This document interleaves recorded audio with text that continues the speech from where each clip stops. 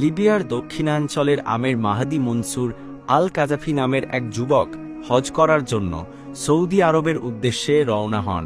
কিন্তু যাত্রা শুরুর মুহূর্তে এক অবিশ্বাস্য ঘটনা ঘটে। 2 দিন আগের ঘটনা। দুপুর 12টায় হ্যাজ ফ্লাইটের নির্ধারিত সময়। আমের ছিলেন তার দলের সর্বশেষ ব্যক্তি, যিনি মিশর হয়ে সৌদি যাওয়ার জন্য ত্রিপোলি বিমানবন্দরে পৌঁছান। কিন্তু এয়ারপোর্টে পৌঁছানোর পরই নিরাপত্তা কর্মকর্তারা তাকে জানান তার পাসপোর্ট সংক্রান্ত একটি সমস্যা আছে, যার কারণে তিনি প্লেনে উঠতে পারবেন না। বাকিরা প্লেনে উঠে যায় আর আমের একা বসে থাকেন। পরিস্থিতি দেখে এক নিরাপত্তা কর্মকর্তা দুঃখের সঙ্গে বলেন, আল্লাহ হয়তো চাননি যে এই হজযাত্রা তোমার কপালে থাকুক। তখন আমের বলেন, ইনশাআল্লাহ প্লেনটি উড়বে না, আবার আসবে। আমার নিয়ত হজ, আমি অবশ্যই যাব।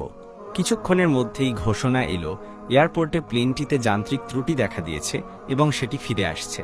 কিন্তু তাতেও পাইলট আমেরের জন্য দরজা খোলেননি। দ্বিতীয়বারও আমেরকে ছেড়ে প্লেন উড়ে গেল। কিন্তু দ্বিতীয়বারও প্লেনটি সমস্যার সম্মুখীন হয়, এবার ঝড়ের কারণে। প্লেন নিরাপদে আবার মাটিতে ফিরে আসে। তখন পাইলট বলেন, আল্লাহর কসম, আমি আর উড়ব না যতক্ষণ না আমের প্লেনে ওঠেন। অবশেষে প্লেনের দরজা খুলে দেওয়া হয় শুধু আমেরের জন্য এবং তিনি সেই বিমানে উঠে পড়েন। সৌদি পৌঁছে হজ পালনকারী এই যুবক একটি ভিডিও বার্তায় বলেন, তার আনন্দ ভাষায় প্রকাশ করার মতো নয়। এই ঘটনা থেকে বোঝা যায় আল্লাহ চাইলে সব নিয়ম পরিবর্তন করতে পারেন, কেবল একজন বান্দার পবিত্র নিয়ত ও অটল ঈমানের জন্য। এই ঘটনাটি শোনার পরে আপনার কেমন লেগেছে?